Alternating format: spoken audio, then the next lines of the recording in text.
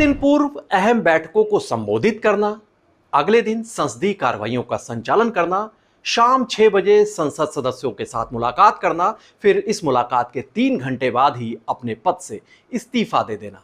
यह सारा घटनाक्रम ऐसा है जिसे जानकर किसी का भी हैरान हो जाना लाजमी है। नमस्कार, मैं हूं ज्ञानेंद्र शुक्ला। मानसून सत्र के ठीक पहले दिन दिया गया उपराष्ट्रपति जगदीप धनखड़ का इस्तीफा हैरानी, कौतूहल और गंभीर सवालों के बादलों से घिर गया है।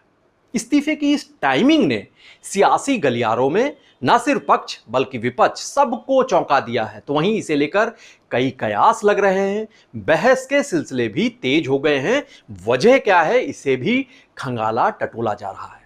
सोमवार की देर शाम राष्ट्रपति को भेजे गए अपने इस्तीफे में उपराष्ट्रपति जगदीप धनखड़ ने जो लिखा है उस भाषा को देखिए कि मैं स्वास्थ्य को प्राथमिकता देते हुए, डॉक्टरों की सलाह का पालन करते हुए भारत के उपराष्ट्रपति के पद से तत्काल प्रभाव से इस्तीफा देता हूं। यह इस्तीफा संविधान के अनुच्छेद 67A के अनुसार है। मैं भारत की माननीय राष्ट्रपति को हार्दिक धन्यवाद देता हूं, जिन्होंने अपने कार्यकाल के दौरान मुझे लगातार सहयोग और एक शांतिपूर्ण कार्य संबंध प्रदान किया।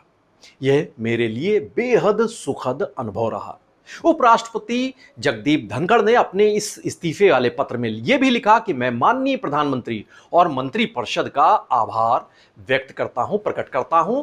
प्रधानमंत्री का सहयोग मेरे लिए बेहद मूल्यवान रहा और मैंने अपने कार्यकाल के दौरान उनसे, यानी प्रधानमंत्री की बात कर रहे थे, उनसे बहुत कुछ सीखा है। मुझे माननीय सांसदों से जो स्नेह, विश्वास और अपनापन मिला वो मेरे लिए सदा अमूल्य रहेगा और मेरी स्मृति में अंकित रहेगा। मैं इस महान लोकतंत्र में उपराष्ट्रपति के रूप में मिले अमूल्य अनुभवों और ज्ञान के लिए अत्यंत आभारी हूं। यह भी उन्होंने अपने पत्र में लिखा हुआ है और अपनी बात को उन्होंने विस्तार देते हुए जो पत्र है उसमें ये कहा कि देश की आर्थिक जो प्रगति हो रही है उसे असाधारण विकास बताया। उसका साक्षी और सहभागी बनने पर कहा उन्हें गर्व है, संतोष भी है उन्हें।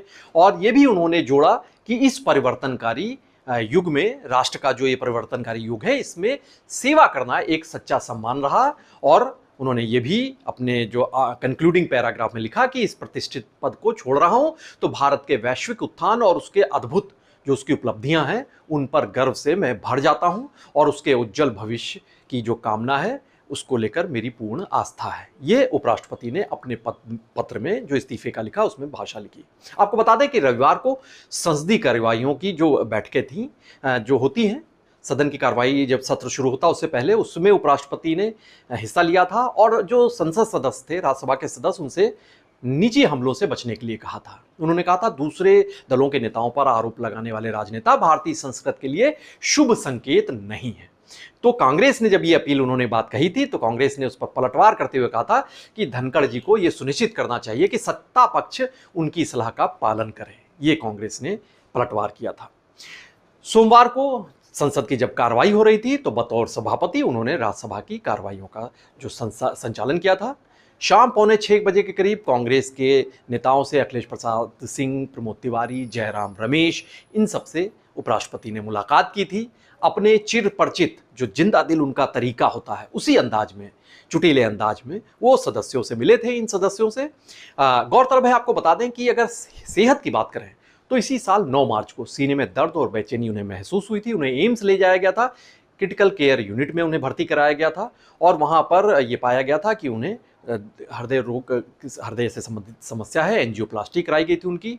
बाद में जब तबीयत में सुधार हुआ तो 3 दिन बाद 12 मार्च को उन्हें डिस्चार्ज कर दिया गया था। उसके बाद उनकी तबीयत सही चल रही थी, लेकिन जून माह में उत्तराखंड का दौरा जब उन्होंने किया था, कुमाऊं यूनिवर्सिटी में एक आयोजन था, उस कार्यक्रम में उन्होंने शिरकत किया उन्होंने। और जब कार्यक्रम खत्म हुआ उसके बाद लौट रहे थे तभी उनकी तबीयत एकाएक बिगड़ गई। वहाँ पर जो मौजूद डॉक्टर होते हैं उनके प्रोटोकॉल में उन्होंने त्वरित जो प्राथमिक उपचार होता है वो दिया और उसके बाद जब तबीयत उनकी कुछ स्टेबल हुई तो फिर राज्यपाल के साथ राजभवन चले गए थे। अब उनके जब इस्तीफा हो गया है उपराष्ट्रपति के पद से तो तमाम प्रतिक्रियाएं सामने आ रही हैं। जाहिर सी बात है, उपराष्ट्रपति देश का दूसरा संवैधानिक जो पद है उससे कोई इस्तीफा दे। तो जयराम रमेश की बात करें, कांग्रेस के नेता हैं, उन्होंने कहा कि उपराष्ट्रपति से उन्होंने मुलाकात की थी, उसका जिक्र किया उन्होंने, और उन्होंने लिखा कि निसंदेह सेहत को तो प्राथमिकता उन्हें देनी ही चाहिए, लेकिन ये जो पूरा घटनाक्रम है इस्तीफा देने का, ये अप्रत्याशित है और ये मामला स्वास्थ्य तक सीमित नहीं है, लेकिन अभी भी अनुमान लगाने का समय नहीं है। हम पीएम मोदी से अपेक्षा करते हैं कि वे भी उपराष्ट्रपति को अपना मन बदलने के लिए मनाएं, ये देश हित में होगा, इससे किसान समुदाय को बड़ी राहत मिलेगी, ये जयराम रमेश ने अपील की है। झारखंड मुक्ति मोर्चा की राज्यसभा सदस्य हैं महुआ मांझी, उन्होंने भी इसको बड़ी चौंकाने वाली खबर बताई। ये कहा कि ये जो उपराष्ट्रपति ने इस्तीफा दिया है बड़ी चौंकाने वाली बात है।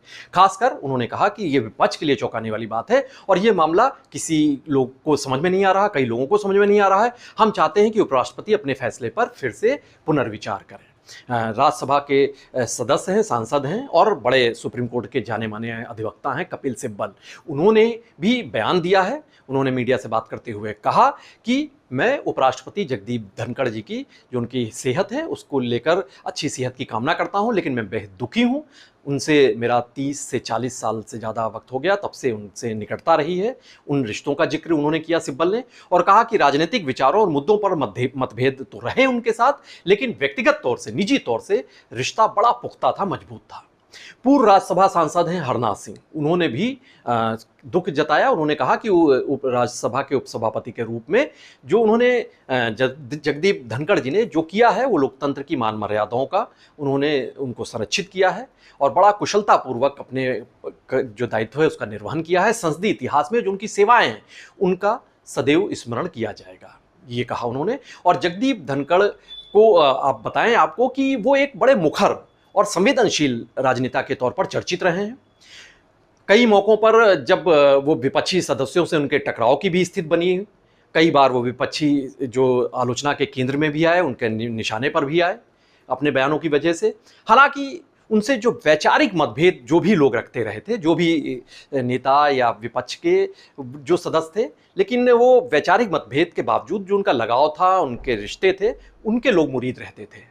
अपना कार्यकाल पूरा करने की बात वो पहले भी कह चुके थे कि सार्वजनिक तौर से कह चुके थे कि अगर ईश्वर की कृपा रही तो अगस्त 2027 में वो सेवानिवृत्त हो जाएंगे, यानी तब तक वो अपना कार्य संपादित करते रहेंगे, अपने पद पर बने रहेंगे। ये बात उन्होंने सार्वजनिक तौर से कही थी कुछ समय पहले। और ऐसे में जो अगर इस्तीफा जो है अगर स्वास्थ्य कारणों तक ही सीमित रहता तो शायद कई सवाल ना उठते, लेकिन जो ये विपक्ष मान रहा है कि शीर्ष नेतृत्व के साथ क्या कहीं असंतोष है, कोई टकराव की स्थिति है, ये संशय जता रहा, आरोप भी लग रहे हैं। सियासी जानकार भी मानते हैं कि इस्तीफे की जो टाइमिंग है ये बड़ी चौंकाने वाली है।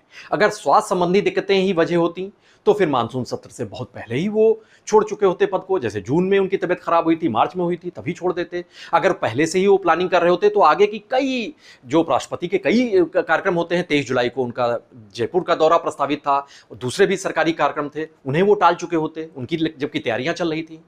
खैर, तमाम बहस हो रही है, तमाम आरोप लग रहे हैं, संशय जताए जा रहे हैं, लेकिन अब धनखड़ के उत्तराधिकारी को तय करने की कवायद भी दूसरी तरफ शुरू हो चुकी है। बीजेपी के नेतृत्व वाले जो एनडीए है, इसके पास लोकसभा और राज्यसभा में पर्याप्त, अगर निर्वाचन मंडल की बात करी जाए उपराष्ट्रपति के, तो उसमें पर्याप्त संख्या बल है उनके पास।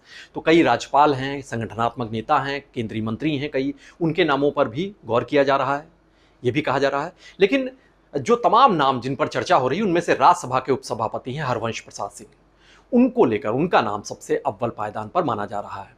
वो जेडीयू के सांसद हैं और 2020 से इस पद पर आसीन है उप सभापति के तौर पर।